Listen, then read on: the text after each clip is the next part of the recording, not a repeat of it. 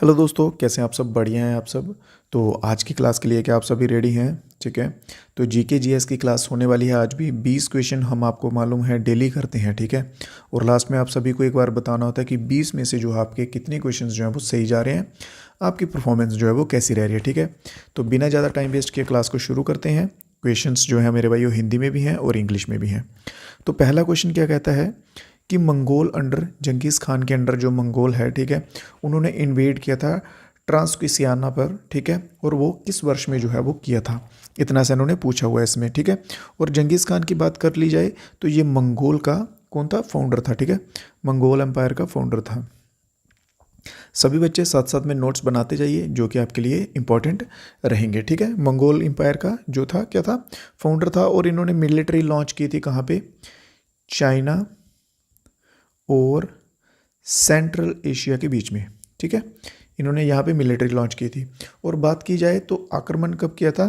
तो 1219 में जो है इन्होंने आक्रमण वहाँ पे किया था। चलते हैं नेक्स्ट क्वेश्चन पे। अगर कोई क्वेश्चन आपको समझ नहीं आता है, किसी क्वेश्चन में कोई डाउट रह जाता है, तो आप बेझिझक जो है वो बता सकते हैं। क्लियर है? नेक्स्ट क्वेश्चन में इन्होंने क्या पूछा है कि pair of festival community is correctly match. इनमें से बताइए। ये देखिए, ये वाले जो हैं ये फेस्टिवल्स हैं और ये जो है ये सेकंड नंबर पे ये कम्युनिटी है इनकी। इन्होंने पूछा है इनमें से कौन सा जोड़ा जो है वो आपस में मिलता है, ठीक है। कि लोसर और मोनपा, गारिया और कोल, हॉर्नबिल और बोडो, ठीक है। जो मिलता है हमें वो बताना है, ठीक है। तो इसमें देखिए, हॉर्नबिल की बात की जाए तो हॉर्नबिल कहाँ का है भाई? नागालैंड का है, इतना आप सभी को मालूम है। बट नागालैंड में कौन सी ट्राइब जो है इसे परफॉर्म करती है? तो नागास जो हैं वो इसे परफॉर्म करते हैं नागालैंड के, ठीक है। कौन करते हैं? नागास। बात कर ली जाए गारिया की, ठीक है, गारिया की, तो ये कहाँ का है? ये है त्रिपुरा का। ये कहाँ का है? ये आएगा त्रिपुरा का मेरे भाई। और इसे परफॉर्म कौन करता है? वहाँ का एक एथनिक ग्रुप है जो इसे परफॉर्म करता है, ठीक है। त्रिपुरा का एथनिक ग्रुप जो है वो इसे परफॉर्म करता है, ठीक है। और बात कर ली जाए चाडलाहो की, चाडलाहो की, तो ये कहाँ का आता है भाई? ये आता है मेरे भाई सिक्किम का। कहाँ का आता है? सिक्किम का। और इसे परफॉर्म कौन करता है? लेपचा कम्युनिटी, आप सभी ने सुना होगा मेरे भाई। लेपचा कम्युनिटी जो है उस कम्युनिटी के लोग जो हैं से परफॉर्म करते हैं। और बचता कौन सा है? ऑप्शन नंबर ए जो है हमारा बिल्कुल सही रहेगा। लोसर जो है ये मोनपा कम्युनिटी के लोग जो हैं वो परफॉर्म करते हैं। और अगर बात कर ली जाए कौन कौन सी स्टेट्स में किया जाता है इसे परफॉर्म, ठीक है, तो सबसे पहले इसे किया जाता है अरुणाचल प्रदेश में, ठीक है। उसके बाद सिक्किम में भी किया जाता है इसे, और लद्दाख में भी किया जाता है। और मोस्टली जो है लोज़र के ऊपर जो है, लोज़र के ऊपर क्वेश्चन बनता है वो लद्दाख से मिलता जुलता बनता है। क्लियर है? चलिए नेक्स्ट क्वेश्चन के ऊपर चलते हैं। यहाँ पे इन्होंने पूछा है कि कौन सा पार्ट है कॉन्स्टिट्यूशन का जो पंचायत को मेंशन करता है, पंचायती राज को मेंशन करता है, ठीक है। कौन सा पार्ट है? देखिए, ये जो मैंने व्हाट्सएप का ग्रुप जो है वहाँ पे अभी रिसेंटली जो है वो शेयर किया है, ठीक है। उसके ऊपर जितने भी पार्ट्स हैं वो सभी शेयर किए, आप एक बार उनको नज़र मार लीजिएगा। तो यहाँ पे बात की गई है पंचायत से संबंधित जो है यहाँ पे कौन सा पार्ट आएगा, ठीक है। तो पंचायत से संबंधित आएगा पार्ट नंबर 9, 1X। पार्ट 9 जो है ये है इससे संबंधित। और बात की जाए कि पंचायत जो है कौन से अमेंडमेंट के अंडर मेंशन हुआ था, तो 73rd कॉन्स्टिट्यूशनल अमेंडमेंट। कौन से नंबर की? 73rd, ठीक है, 73वें नंबर की अमेंडमेंट, जो कि कब हुई थी? 1992 में। 1992 में हुई थी 73rd नंबर की, जिसमें जो है इसे किया गया था। अगर इन केस आर्टिकल पूछ लिया इसके ऊपर कि आर्टिकल कौन सा आता है, तो आर्टिकल 243। 143 सभी जानते हैं ना, 143 क्या होता है? 1 की जगह आपको 2 के साथ रिप्लेस करना है बस, ठीक है। 243 जब आ जाएगा तो पंचायत आ जाएगी, आपके गांव का प्यार। क्लियर है यहाँ पे? चलिए अगला क्वेश्चन देखते हैं यहाँ पे इसी के साथ। अगला क्वेश्चन क्या कहता है यहाँ पे मेरे भाइयों? अगला क्वेश्चन कहता है कि अगर हमें कोई एंट जो है, चींटी जो है, वो स्किन के ऊपर काटती है, ठीक है, तो वो कौन सा केमिकल जो है वो रिलीज करती है? निम्नलिखित में से कौन सा रसायन चींटियों द्वारा काटने पर मनुष्य की त्वचा पर छोड़ा जाता है? अगर चींटी काट लेगी तो कौन सा जो है वो, चलिए मैं आपको बता देता हूँ, उसे हम फॉर्मिक एसिड कहते हैं, ठीक है। कौन सा कहते हैं? Formic acid. फॉर्मिक एसिड हम उसे कहते हैं। चलिए अब उसका केमिकली फार्मूला बताइए कि फॉर्मिक एसिड जो है उसका केमिकल फार्मूला क्या होता है। जल्दी से आंसर आने दीजिए, कमेंट्स आपके सामने खुले हुए हैं, ठीक है, ऑप्शंस आपके सामने हैं, जल्दी से, ठीक है। और इसका अगर केमिकल नेम पूछा जाए तो केमिकल नेम भी आपको बता देता हूँ मैं, मैथोनिक एसिड, ठीक है। मैथोनिक एसिड इसका केमिकल नेम है और इसका केमिकल फार्मूला है CH2O2, ठीक है, जिसमें कि हमारा ऑप्शन नंबर ए जो है वो बिल्कुल सही रहेगा, ठीक है। इसके सिवा कुछ और जो है केमिकल्स के नाम याद कर लीजिए, एसिड्स के नाम याद कर लीजिए। फॉर्मिक एसिड जो आपको मैंने बताया ना अभी, एक मिनट, ठीक है, फॉर्मिक एसिड अभी आपको मैंने बताया, ठीक है। फॉर्मिक एसिड जो है वो बीज होती है ना, मधुमक्खियाँ, ठीक है, उनके काटने से भी फॉर्मिक एसिड बनता है, ठीक है। फिर एक लैक्टिक एसिड आता है, जो किस में पाया जाता है, लैक्टिक एसिड कर्ड में पाया जाता है। कर्ड क्या, दही, ठीक है, लैक्टिक एसिड कर्ड में पाया जाता है।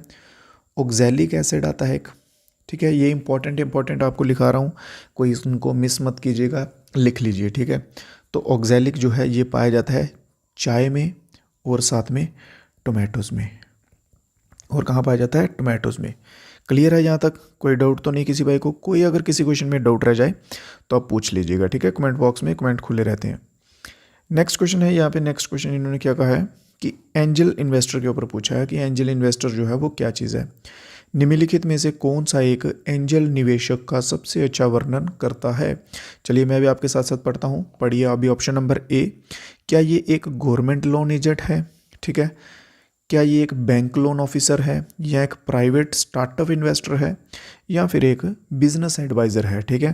तो एंजल इन्वेस्टर की आप सभी ने एड्स जो हैं वो देखी होंगी, ये एक स्टॉक मार्केट के रिलेटेड है, ठीक है। तो ये क्या हो जाएगा, प्राइवेट सेटअप हो जाएगा, ठीक है, एक निजी स्टार्टअप निवेशक है ये, ठीक है। इसमें स्टॉक मार्केट का जो है वो मेनली काम होता है। क्लियर है यहाँ तक? और इसी के साथ साथ मेरे भाइयों वीडियो को लाइक करते हुए चलिएगा, और अगर वीडियो पसंद आ रही है तो अपने दोस्तों के साथ भी इसको ज़रूर शेयर कीजिए। नेक्स्ट क्वेश्चन में चलते हैं इसी के साथ। अगला क्वेश्चन कहता है कि, हाँ ये भाई इंपॉर्टेंट क्वेश्चन हो जाता है, सभी दोस्त जो हैं इसे ध्यान से सुनिएगा, ठीक है।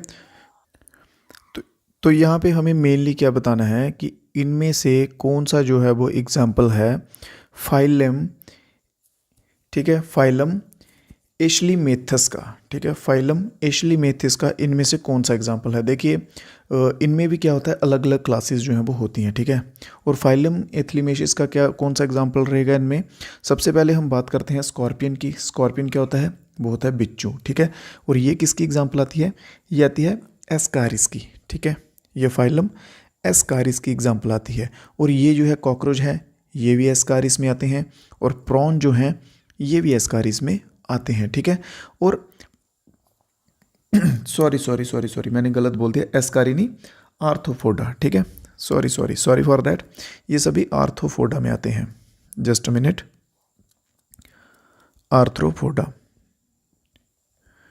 आर्थ्रोपोडा में जो है ये सभी आते हैं, ये तीनों जो हैं ये आर्थ्रोपोडा में आते हैं।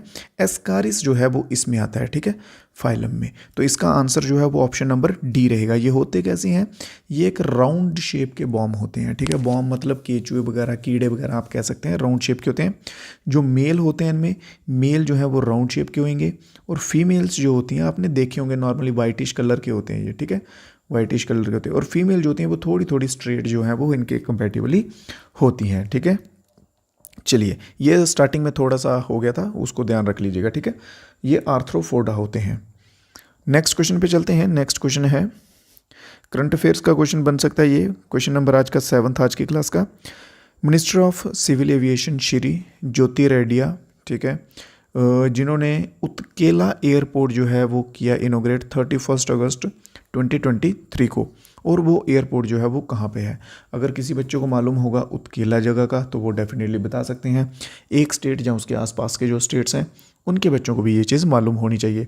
मैं इसलिए आप सभी से एक और अनुरोध करूँगा कि आप जिस भी स्टेट से हैं, ठीक है, फर्स्ट ऑफ ऑल अपने स्टेट की हिस्ट्री, स्टेट की जियोग्राफी, उसके ऊपर फोकस कीजिए, बिकॉज ज़्यादा नहीं तो 2-3 क्वेश्चन आपको वहाँ से भी देखने को मिल जाएंगे, ठीक है।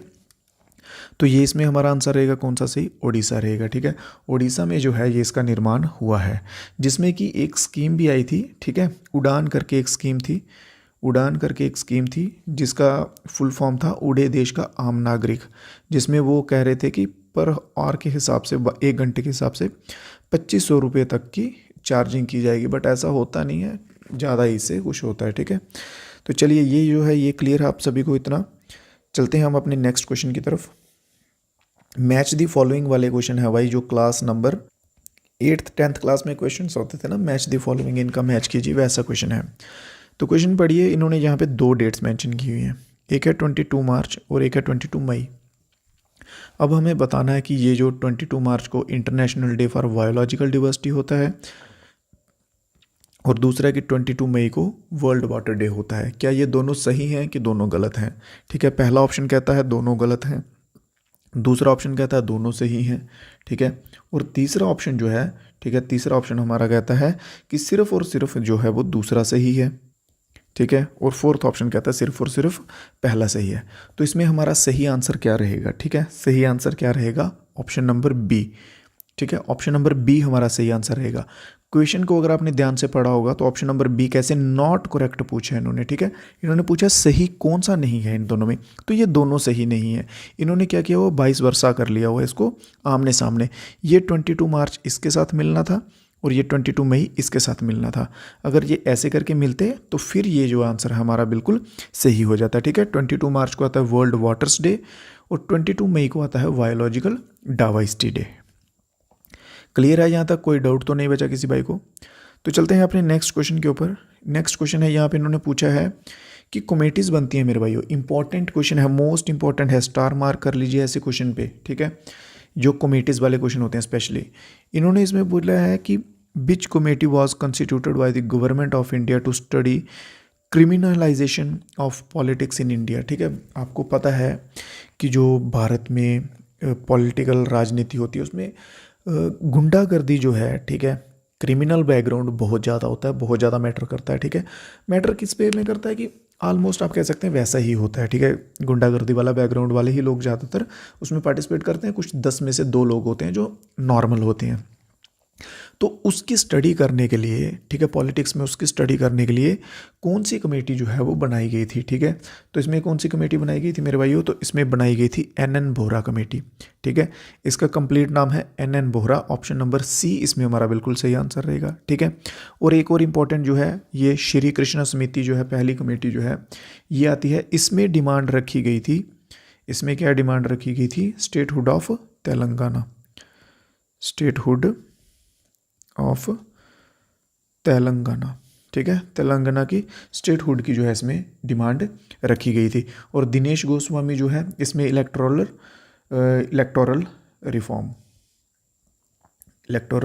रिफॉर्म, ये जो है ये तीनों इंपॉर्टेंट हैं और मोस्ट इंपॉर्टेंट है आप कह सकते हैं। ठीक है, ये तीनों के तीनों, श्री कृष्ण समिति भी, एन बोहरा भी, ठीक है, और दिनेश गोस्वामी ये भी। चलिए नेक्स्ट क्वेश्चन पे चलते हैं। इसके साथ ही नेक्स्ट क्वेश्चन में इन्होंने क्या कहा हुआ है कि बताइए भाई इनमें से कौन कौन से मोड हैं जो हीट ट्रांसफ़र करते हैं? ठीक है, कंडक्शन, कन्वेक्शन या फिर रिफ्लेक्शन, इनमें से कौन कौन से हैं जिनसे हीट जो है हम ट्रांसफ़र कर सकते हैं? बहुत ही बढ़िया, जल्दी से जीके जीएस दोनों आपके कवर करते हुए चलेंगे हम। ठीक है, बस आपको बशर्ते इतना करना होगा कि मन से पढ़ना होगा, ध्यान लगा के, और रिवीजन जो है वो टाइम लो टाइम करनी पड़ेगी। ठीक है, तो बात करते हैं सबसे पहले कंडक्शन की। ठीक है, कंडक्शन क्या करता है? हीट को एक जगह से दूसरी जगह भेजता है बाय मॉलिक्यूलर वाइब्रेशन। ठीक है, मॉलिक्यूलर वाइब्रेशन से एक जगह से दूसरी जगह जो है इसमें हीट ट्रांसफ़र हो जाती है। ठीक है, और इसमें जो है नॉर्मल मॉलिक्यूल से हीट जो है एक जगह से दूसरी जगह ट्रांसफ़र करता है। ठीक है, क्लियर है? और ये दोनों जो हैं ये दोनों बिल्कुल सही आंसर रहेगा। Option number only 1 and only 2। Reflection जो है, रिफ्लेक्शन से जो है हीट ट्रांसफ़र नहीं होती। रिफ्लेक्शन की जगह अगर यहाँ पे इन्होंने मेंशन किया था, रेडिएशन मेंशन किया होता, तो रेडिएशन जो है हमारा आंसर में आ सकता था। ठीक है, कंडक्शन और कन्वेक्शन जो है ये दोनों जो है हीट ट्रांसफ़र करते हैं। चलते हैं अगले क्वेश्चन पे। इसी के साथ साथ मेरे सभी दोस्त जो हैं वो वीडियो को लाइक करते हुए चलेंगे। चलिए अपना नेक्स्ट क्वेश्चन देखिए। नेक्स्ट क्वेश्चन जो है ये भी कमेटी के ऊपर बनता है। ठीक है, कमेटी के ऊपर क्वेश्चन बनता है कि fundamental duties constitution of India में इसके रिलेटेड ये होने चाहिए। ठीक है, इसके रिलेटेड जो है कमेटी जो है उसका नाम बताइए। कि भाई देखिए फंडामेंटल राइट्स आप सभी को मालूम है, उसी के जैसे एक फंडामेंटल ड्यूटीज़ हैं जो कि हमें माननी ही पड़ती हैं, ठीक है।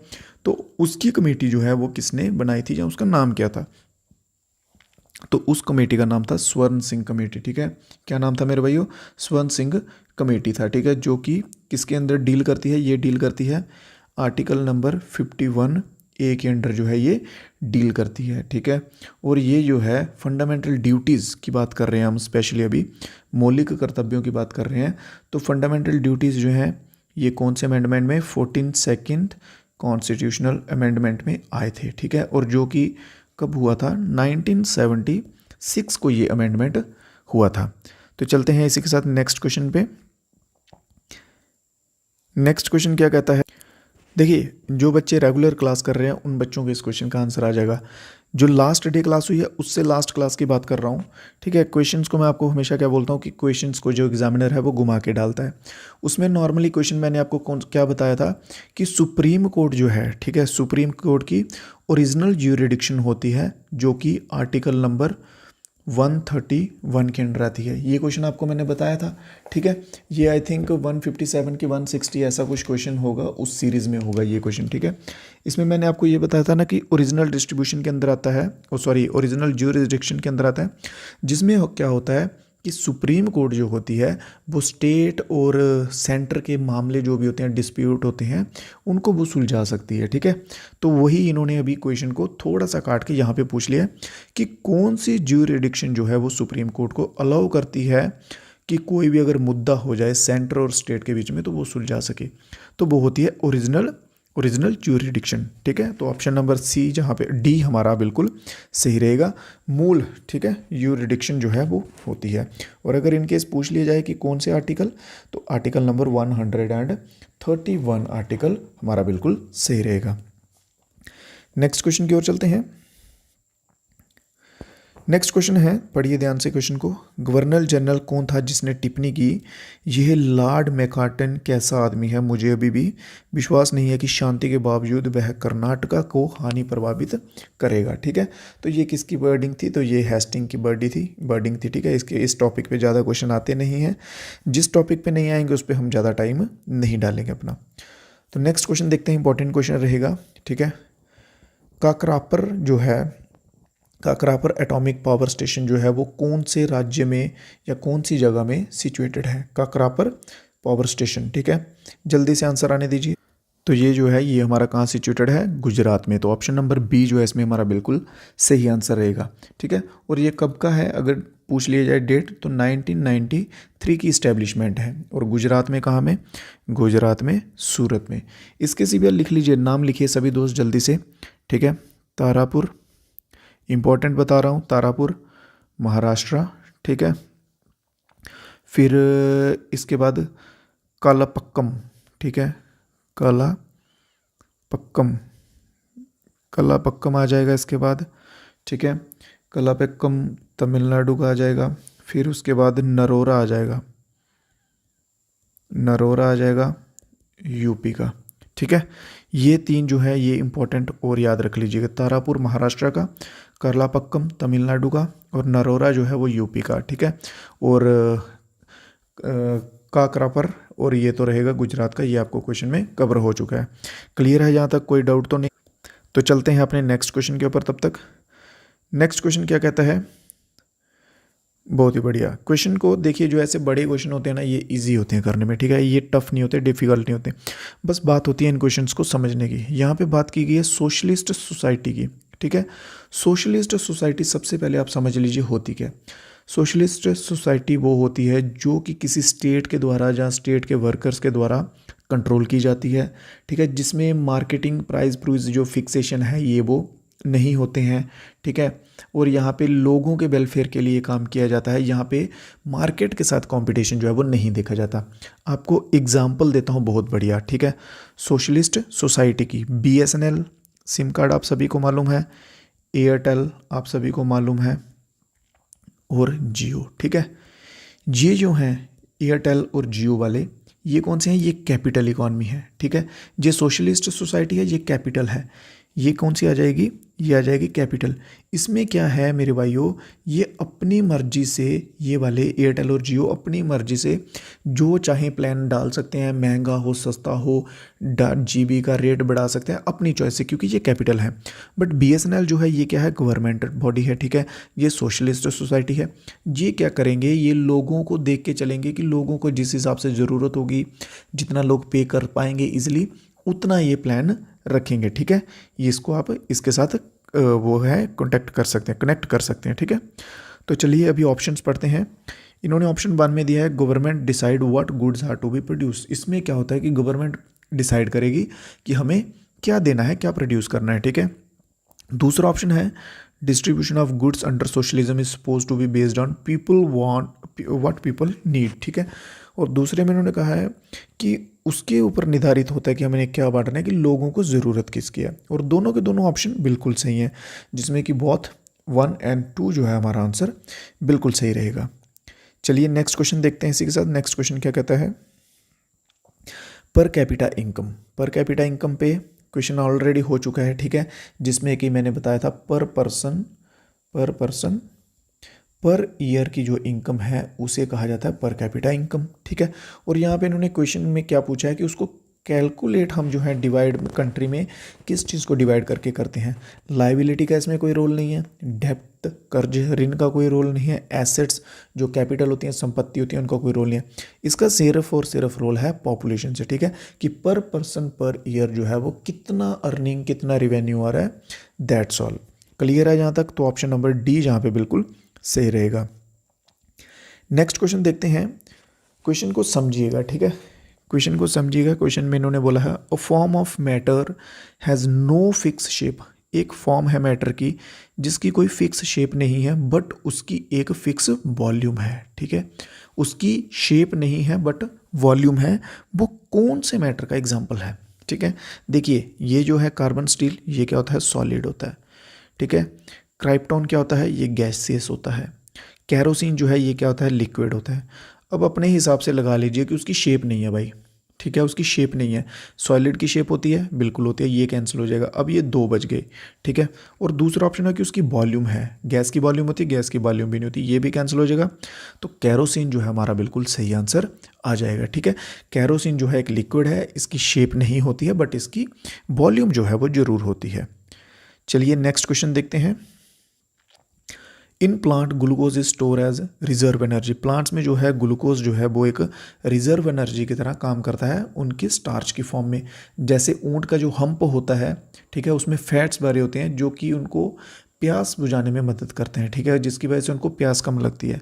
तो उसी तरह से, ठीक है, ग्लूकोज स्टोर किया जाता है ह्यूमंस में, जिसे क्या कहा जाता है, ठीक है, उसे क्या कहा जाता है, तो उसे कहा जाता है ग्लाइसोजिन, ठीक है। क्या कहा जाता है मेरे भाइयों, ग्लाइसोजिन, ठीक है। एग्जाम्पल देके उन्होंने बताया कि प्लांट्स में ग्लूकोज को स्टार्च कहते हैं जैसे, तो वैसे ही ह्यूमन बींग्स में स्टोर ग्लूकोज को क्या कहते हैं, तो ग्लाइसोजिन। ऑप्शन नंबर ए जो है हमारा बिल्कुल सही आंसर रहने वाला है। क्लियर है जहाँ तक? अगले क्वेश्चन की ओर बढ़े तो हमारा अगला क्वेश्चन क्या कहता है, the type of bond that form the attraction between metal cation and surrounding sea of electrons is known as. धातु धनायनों और आसपास के इलेक्ट्रॉनों के समुद्र के बीच आकर्षण बनने वाले बंधन को क्या कहा जाता है, ये मेटेलिक फॉर्म में रहेगा, ठीक है, इसे मेटेलिक बॉन्ड कहा जाता है।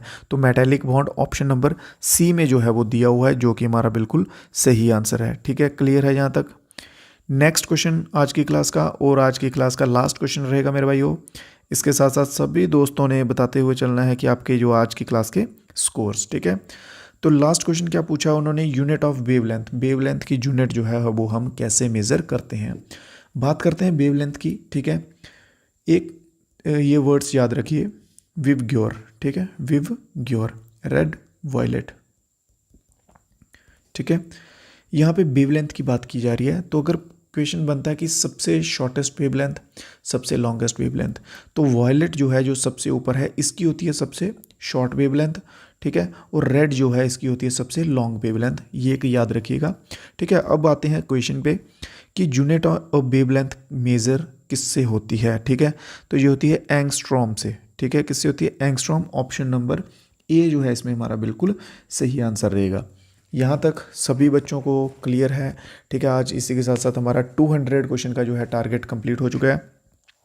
हम जो है क्वेश्चन अप्रॉक्सीमेटली इस क्लास के थ्रू, इस सीरीज़ के थ्रू मेरे भाइयों 900 से लेके 1000 तक की जो है ये सीरीज़ हम कंटिन्यू करने वाले हैं, जिसमें आपके जीडी लेवल के एग्ज़ाम के, कांस्टेबल लेवल के एग्ज़ाम, ऑलमोस्ट सब टॉपिक, सब क्वेश्चन जो है वो क्लियर हो जाएंगे। ठीक है, बस आपको ईमानदारी से पढ़ना है। 20 30 40 क्लासों में ये हम जो है वो कवर कर देंगे।